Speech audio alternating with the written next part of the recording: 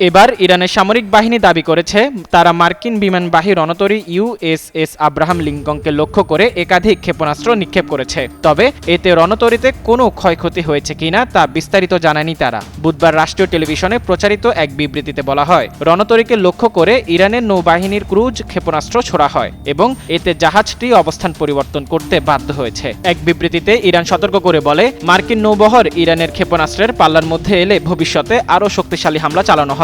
ইরানের নৌবাহিনীর প্রধান শাহরাম ইরানি বলেন, মার্কিন রণতরী ও এর বহরের গতিবিধি সার্বক্ষণিক নজরদারিতে রাখা হচ্ছে। তিনি হুঁশিয়ারি দিয়ে বলেন, শত্রু নৌবহর আমাদের ক্ষেপণাস্ত্রের আওতায় আসা মাত্রই শক্তিশালী হামলার মুখে পড়বে। তবে যুক্তরাষ্ট্র সেই দাবি নাকচ করে জানিয়েছে জাহাজটি অক্ষত রয়েছে এবং নিয়মিতভাবে বিমান উড্ডয়ন ও সামরিক কার্যক্রম চালিয়ে যাচ্ছে। এদিকে মার্কিন সেনাবাহিনীর সেন্ট্রাল কমান্ড জানিয়েছে তাদের বিমানবাহী রণতরী ইউএসএস আব্রাহাম লিঙ্কন এখনও স্বাভাবিকভাবে সামরিক অভিযান চালিয়ে যাচ্ছে। সেন্টকমের ভাষ্য অনুযায়ী রণতরীটি আঞ্চলিক জলসীমায় অবস্থান করে ইরানের সামরিক লক্ষ্যবস্তুগুলোর বিরুদ্ধে বিমান অভিযান পরিচালনা করছে।